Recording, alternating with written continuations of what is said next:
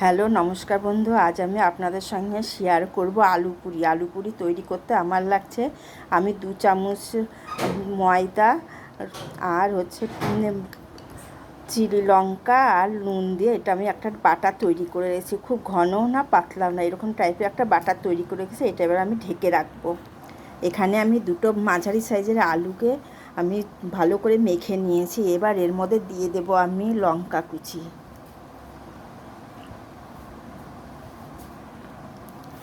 আর দেব পেঁয়াজ কুচি,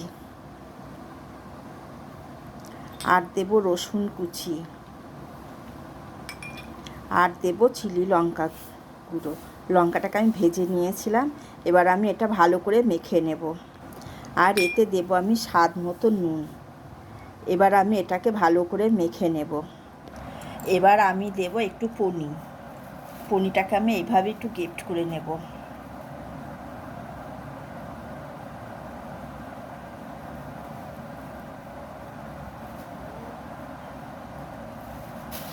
এবার আমার পনিরটা হয়ে গেছে। এবার আমি ভালো করে মেখে নেব।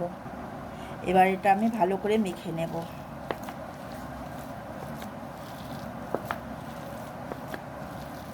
এটা আমার মাখা হয়ে গেছে। এটা আমি 10 মিনিট ঢেকে রেখে দেব।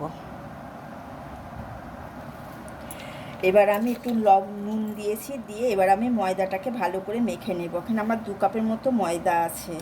এটাকে আমি ভালো করে ময়াম দিয়ে মেখে নেব। এবার আমি এতে একটু তেল দেব।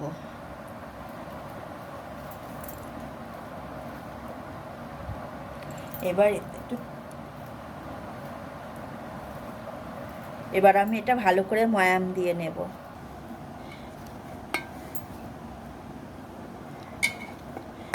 এবার আমার ময়দাটা মাখা হয়ে গেছে। এবার আমি লেচি করে নেব। বড় বড় করে 3টে লেচি কেটে নিয়েছি। এবার আমি এগুলো বেলে নেব। এবার এগুলোকে আমি বড় বড় করে বেলে নেব।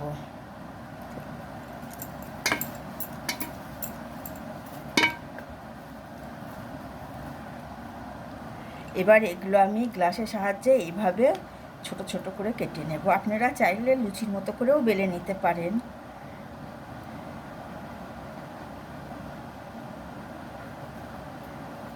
এবার এগুলো আমি এইভাবে সব তুলে নেব।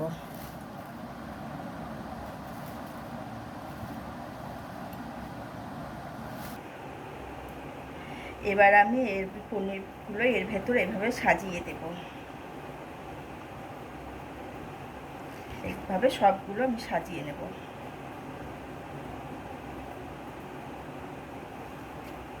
এইগুলোকে সবগুলো এইভাবে আমি মুড়িয়ে নেব। এরকম ফাঁক থাকলেও কোনো অসুবিধা নেই।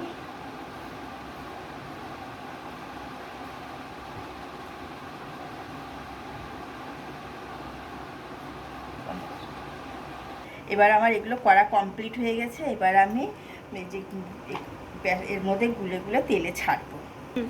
এবার আমি এর সাথে 2 চামচ চালের গুঁড়ো মিক্স করে নেব, যাতে মচমচা হয়।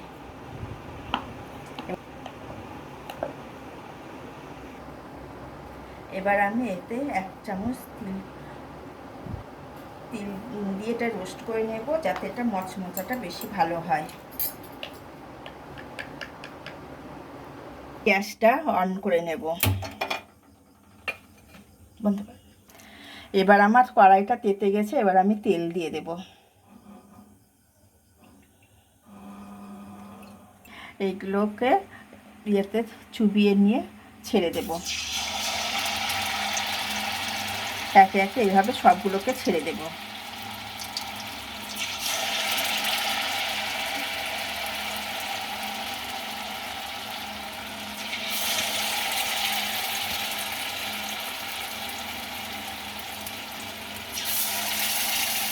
এবার আমি এগুলোকে উল্টে উল্টে দেব। এইভাবে আস্তে আস্তে স্টিমটাকে ছোট করে দেব, দিয়ে উল্টিয়ে দেব। এবার এগুলো আমার ভাজা হয়ে গেছে। এবার আমি এগুলোকে তুলে নেব।